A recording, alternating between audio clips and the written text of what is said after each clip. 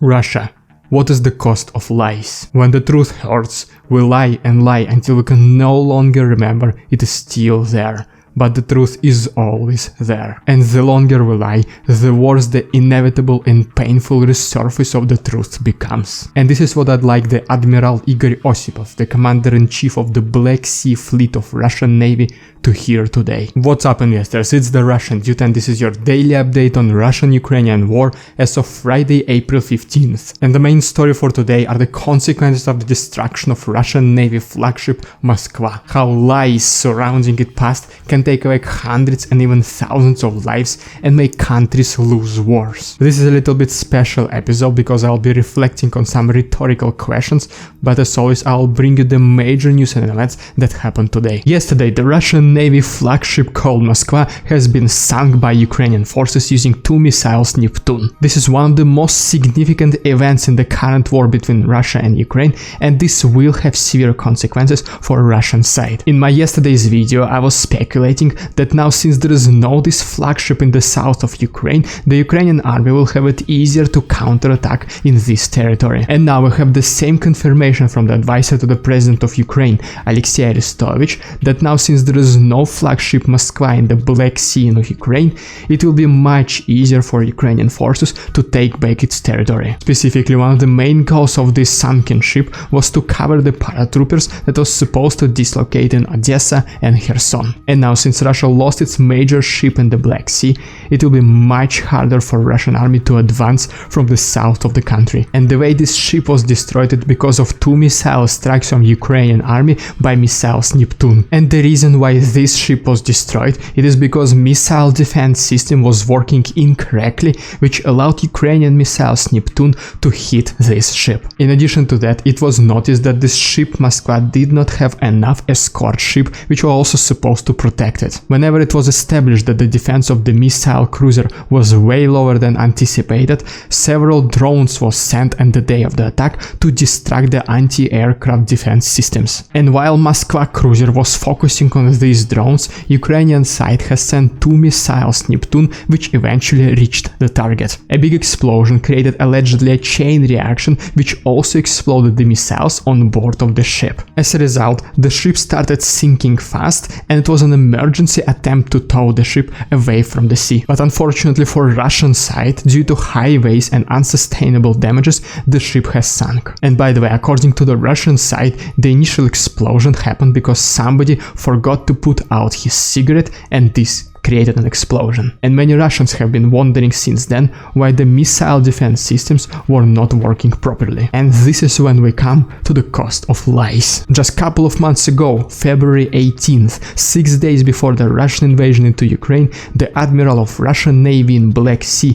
Igor Osipov, personally came, checked and reported that the defense missile systems are working properly. And as for now, we will never have the real truth whether he actually went there personally or he was reported by someone who was reported by someone, as it usually happens in Russia. And if you might be unfamiliar with the Soviet mindset, sometimes people think that it is better to lie because the truth hurts. And in the back of their minds they always know that eventually the truth will come out, but they just think that at that time they will not be held responsible. And one of the main reasons why they think they can evade the accountability, it is because many other people will be involved in this total group lie. As a result, what we might have here is that actually missile defense systems were not working properly, but someone was just too afraid to report to his officer about this. So eventually the initial lie came out of the mouths of some smaller rank engineer which reported to his officers, which then in return this lie reached the Admiral Osipov. And he, most likely without hesitating,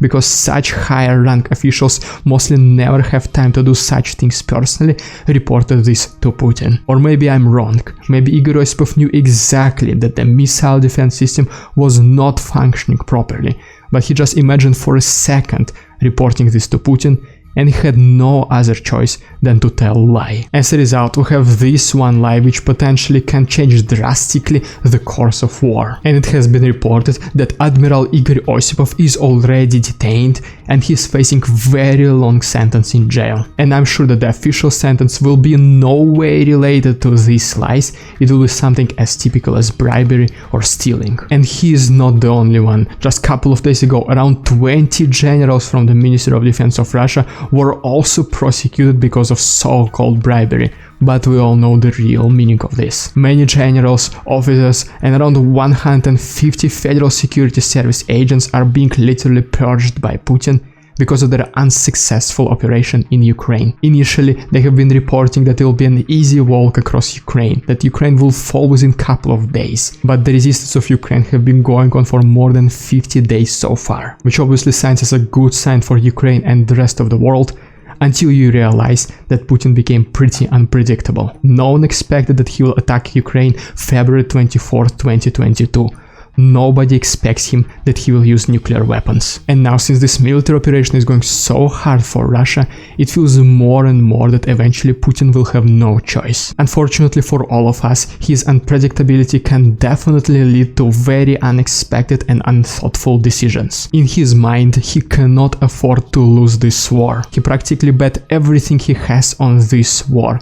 And the only thing he still has left is around 80% of population of Russia who still believes him. And in case he loses this war, he loses the final support he has left of these 80% of people. And all of this is just the result of probably one small lie initially made by some small-rank engineer. Russia has been bombing Kyiv the whole night, and one of their main targets was Vizar factory, where allegedly Neptune missiles were created. And this is how this factory looks at this very moment, basically completely destroyed. Just as a reminder, yesterday the advisor to the president of Ukraine, Alexei Arestovich, mentioned that in case Russia will bomb Kyiv, Ukraine will bomb Moscow in response. Yesterday we also saw many Russian government officials fleeing the capital just before this factory in Kyiv was bombed, which brings now the question whether Ukraine will follow through on its statement that in case Kyiv is bombed, Moscow will be bombed as well. And you can only imagine what the response of Putin will be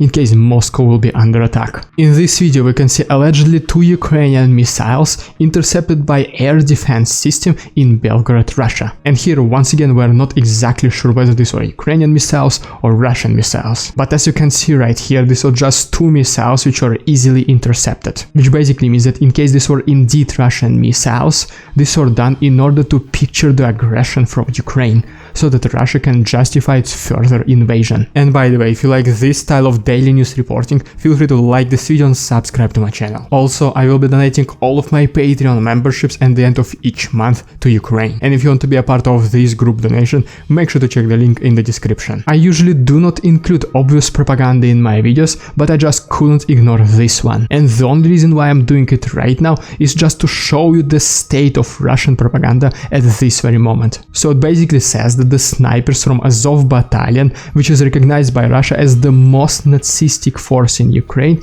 is just shooting at regular civilians because they have nothing better to do. And I mean, the article literally says just that. They're killing their own civilians just because they're having fun, which obviously just reinforces the image of the Russian army in the eyes of Russian regular people that Russia needs to liberate Ukraine from these Nazis. The Parliament of Russia proposed a new law which removes all the import taxes for yachts and planes. And I mean, while in the time the price of groceries and everyday goods are going up by 50% without any significant increases to regular people's salaries, all they think about is bringing their yachts. This just once again shows you the level of connection and support that there is between the Russian government and Russian people. In this map we can see the current condition of this so-called military operation as of April 15th. As you can see, as for now, the north of Ukraine is completely liberated. It is also now expected that the south of Ukraine will also be liberated as well, mainly because Russia no longer has one of its major firepowers, this missile cruiser Moskva. For the this reason, Ukrainian army can now concentrate on taking back Kherson region. But we cannot forget that there is still presence of Russian army in the Crimea Peninsula. But the presence is not as much as in the east of Ukraine, where it is expected that the major battles will happen in the nearest future in Donetsk and Lugansk regions. And by the way, if you want to see more details, feel free to pause the video. In this picture presented to us by the Ministry of Defense of Ukraine, we can see approximate losses of the Russian army as of April 15th. As for now, Russia has lost approximately 20,000 soldiers, 756 tanks and 8 ships. And if you want to see more details, feel free to pause the video. Today, the residents of Tula region of Russia saw these warplanes in the sky. Today, the very last oil refinery in Ukraine that was located in the west of the country in Ivano-Frankivsk was also destroyed. So now basically Ukraine can no longer refine its own oil. Today, NATO ships have entered Baltic Sea for alleged training. Russian Senator Andrei Klimov assured everyone that the special operation in Ukraine will be over soon. He did not specify whether it will be over because Russia will succeed by achieving some kind of goals, or because Russia will withdraw its forces. Ukrainian bank Monobank is now offering patriotic designs of their cards. And one of the most notable designs is this design of sunken missile cruiser Moskva. According to the United Nations, approximately 870,000 refugees from Ukraine have returned to their home country. It is also estimated that around 30,000 Ukrainians are coming home every single day. And the main reason for their return, it is because the north of Ukraine is already liberated by the Ukrainian army. In addition to that, the Ukrainian army is counterattacking the south of Ukraine, pushing Russian forces to the east of the country. In this picture we can see the number of Ukrainian refugees and countries where they prefer to go to. Today, the president of France, Emmanuel Macron, announced that he is sending 24 fire truck and ambulances to Ukraine, as well as 50 tons of emergency equipment. United Arab Emirates has sent around 50 tons of humanitarian support and ambulances to Ukraine. The Russian stock market started declining once again. In the past, when the war has just started, the decline was rapid, around 40% in one day. Then trading activity was suspended for several days, specifically on the Moskva stock exchange, and the central bank was doing various support measures. As a result, we were able to seize the recovery for around 500 points. But it was not a secret almost to anyone that these support measures cannot last forever. And as you can see, recently the decline resumed. Today, the president of Ukraine, Vladimir Zelensky, did an interview with CNN, and one of the things he said is that all the countries around the world must be prepared because Putin can use nuclear weapons. The governor of Donetsk region, Pavel Krylenko, is now mentioning that the Russian army has destroyed around 95% of the buildings inside the city, which basically means that the entire city will need to be reconstructed in post-war time. Thank you so much for your attention, stay safe, and see you on Monday.